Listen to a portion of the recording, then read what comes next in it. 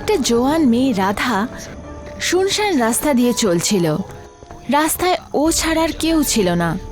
চলতে চলতে ও পেছন থেকে একটা ট্রাকের আসার আওয়াজ শুনতে পেল। রাধা পেছনে ঘুরে তাকালো। একটা ট্রাক ওর দিকেই আসছিল। ও ট্রাকটাকে তাড়ানোর জন্য ইশারা করলো। ট্রাক চালক দেব ওর সামনে এসে দাঁড়ালো আর জানলা দিয়ে মুখ বার করে ওর দিকে তাকালো। আপনি কি আমাকে শহর অবধি ছাড়তে পারবেন? আমি একলা আছি। দেব বেশি কিছু বলল না। ও ট্রাকের সামনের দরজা খুলে দিল। রাধা তাড়াতাড়ি ট্রাকের ভেতরে বসে পড়ল। এরপর দেব ট্রাকটা আগে এগিয়ে নিয়ে গেল। রাধা ট্রাকে চুপচাপ বসেছিল। ওর চেহারা একটু উদাস আর চিন্তিত দেখাচ্ছিল। ও শুধু সামনে রাস্তার দিকেই দেখতে থাকছিল। দেবও শুরুতে বেশি কিছু বলল না। আর তারপর, এই নির্জন রাস্তায় একা, এখানে কোনো গাড়িও আসে না। আমি পালাচ্ছিলাম। কার থেকে? মৃত্যুর কাছ থেকে। পেছনে খুব বিপদ আছে। যদি আমি ওখানে দাঁড়াতাম তাহলে হয়তো আর বাঁচতাম না। এমনিতেও বেঁচে থাকার আর কোনো অর্থ নেই। দেবের একটু সন্দেহ হলো। ও সামনে দেখতে দেখতে ট্রাকটা একটু জোরে চালাতে লাগলো। দেখতেই দেখতে 1 ঘন্টা কেটে গেল।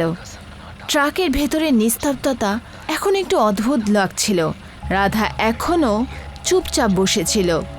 এদিকে দেব বারবার আয়না দিয়ে ওর দিকে দেখছিল।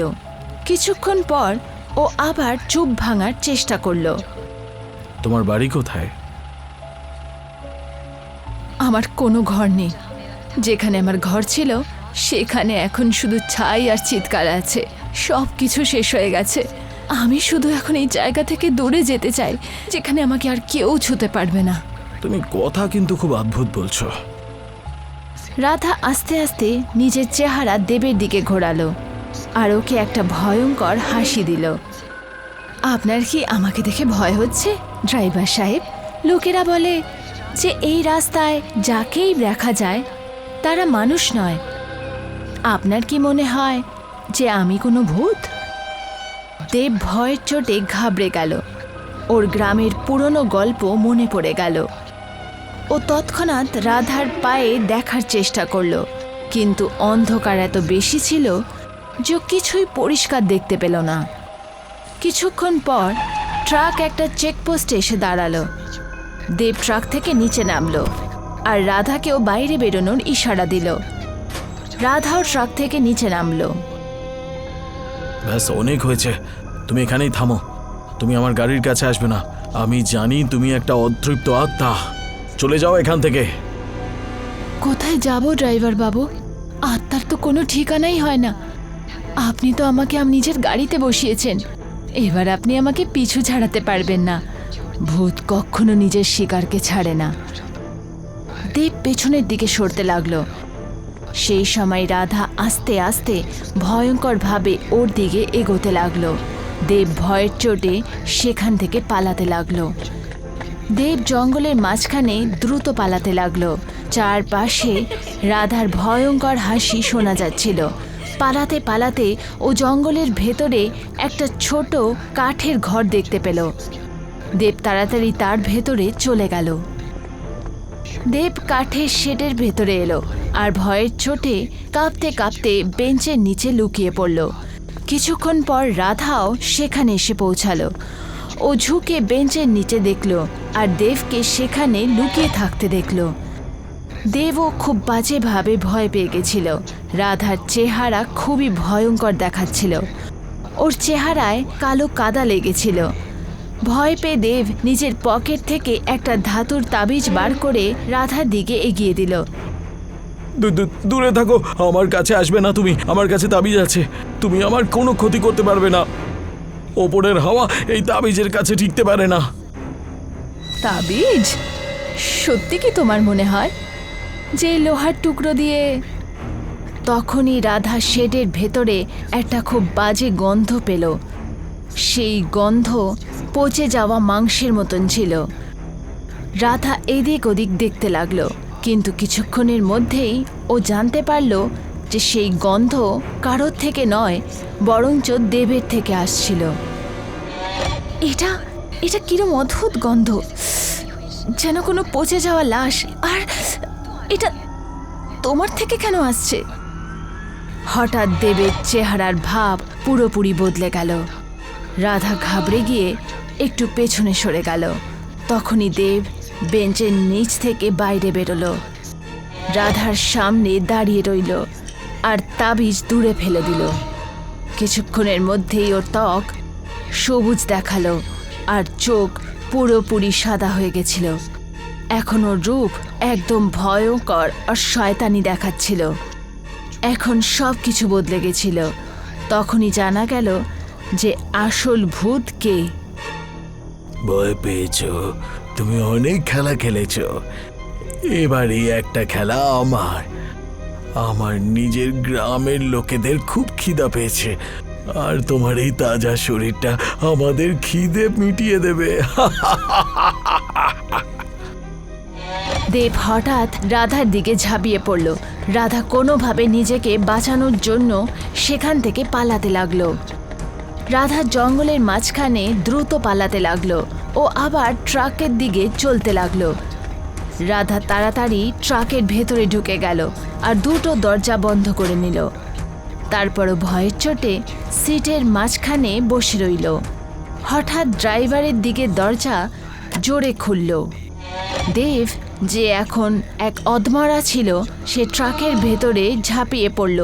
রাধা ভয়ের চোটে চিৎকার করল। যেই দেব রাধার দিকে ঝাঁপিয়ে পড়ল, তখনই ট্রাকের হ্যান্ডব্রেক খুলে গেল আর ট্রাক ঢালানের দিকে এগোতে লাগলো। রাধা তাড়াতাড়ি নিজের পাশে রাখা একটা লোহার রড ওঠালো আর সেটা মাঝখানে লাগিয়ে দিল, যাতে দেব ওর ওপরে হামলা না করতে পারে। আমাকে বাইরে যেতে দাও, কেউ বাঁচাও, আমায় বাঁচাও, হেল্প! কেউ বাঁচাতে আসবে না, তুমি আমার সাথেই থাকবে। দেব মাঝখানে ছোট ছোট জায়গা দিয়ে নিজের হাত ভেতরে ঢুকিয়ে রাধাকে ধরার চেষ্টা করছিল। এদিকে রাধা যে কোনো উপায় নিজেকে বাঁচানোর চেষ্টা করছিল। তখনই দ্রুত এগিয়ে যাওয়া ট্রাক একটা পাথরে গিয়ে ধাক্কা খেল। জোরদার ধাক্কার সাথে দেব সামনের কাঁচ ভেঙে দিয়ে ট্রাক থেকে বাইরে বেরিয়ে পড়ল আর অজ্ঞান হয়ে গেল। রাধা এই সুযোগ বুঝে তৎক্ষণাৎ লোহার রড উঠিয়ে নিল। রাধা তাড়াতাড়ি ট্রাক থেকে বাইরে বেরোলো আর দেবের দিকে তাকালো। ওর শরীর মাটিতে পড়েছিল আর ও একদম নড়ছিল না। কোনো সময় নষ্ট না করে সেখান থেকে নিজের প্রাণ বাঁচানোর জন্য পালাতে লাগলো। দৌড়াতে দৌড়াতে ও নিজের মোবাইল বার করলো আর নিজের বন্ধুদের কল করলো। সুরভি, প্লিজ আমাকে সাহায্য কর, আমি ফেঁসে গেছি। আরে হয়েছেটা কি? তুই ঠিক আছিস তো? আজকে আমি আবার হাইওয়েতে বেরিয়েছিলাম আরও একটা ড্রাইভারকে ফাঁসিয়ে পয়সা নেওয়ার জন্য। এ তো জল জ্যান্ত হাত মরা শয়তান। এখন তুই কোথায় আছিস? আমি জানি না, আমি তোকে আমার লাইভ লোকেশন পাঠাচ্ছি, তুই এক্ষুনি এখানে এসে পৌঁছা। হ্যাঁ ঠিক আছে, আমি। ওর বন্ধু কথা শেষ করতেই যাচ্ছিল, তখনই একটা কার রাধাকে জোরে ধাক্কা মেরে দিল। রাধা ঝাঁপিয়ে দূরে গিয়ে পড়ল। কার চালানো মহিলা তৎক্ষণাৎ নিজের কার থামিয়ে দিল আর বাইরে বেরিয়ে রাধাকে দেখতে লাগলো। ও আস্তে আস্তে ওর কাছে এসে পৌঁছালো। রাধা জ্ঞানে তো ছিল, কিন্তু ওর খুব ব্যথা লেগেছিল। আপনি কি ঠিক আছেন? ব্যথা হচ্ছে। আই এম সো সরি, আমি আপনাকে দেখতে পাইনি। আপনি তো খুবই ইনজিওর্ড দেখছি। চলুন আমার সাথে, আমি আপনাকে হসপিটালে নিয়ে যাচ্ছি। ওই মহিলা রাধাকে সাহায্য করলো আর ওকে কার অবধি নিয়ে গেল। এরপরে ও রাধাকে কারে বসিয়ে সেখান থেকে বেরিয়ে পড়ল। রাধা আঘাতপ্রাপ্ত অবস্থায় কারের সিটে বসেছিল। ওকে সাহায্য করা মহিলা দ্রুত কার চালাচ্ছিল। এমনিতে আপনি এ রাতে এখানে কি করছিলেন? কিচ্ছু না, আপনি শুধু তাড়াতাড়ি কার এখান থেকে বার করুন। এই জায়গাটা ঠিক নয়। ঠিক নয় মানে? এখানে পাশেই একটা গ্রামে হয়তো কোনো বড় কেমিক্যাল ব্লাস্ট হয়েছে, যার কারণে ওখানকার লোকেরা আধমরা রাক্ষসে পরিণত হয়েছে। এটা কি সত্যি? হ্যাঁ, আচ্ছা ওদের কিরম দেখতে হয়? ওদের চেহারা একদম সবুজ, শরীরে অনেক চিহ্ন, আর ওরা সাধারণ মানুষের থেকে বেশি শক্তিশালী। কিন্তু তুমি কেন এসব জিজ্ঞেস করছো? এই রাস্তাটা তো শহরের মনে হচ্ছে না। এটা এই জন্য, তার কারণ কি?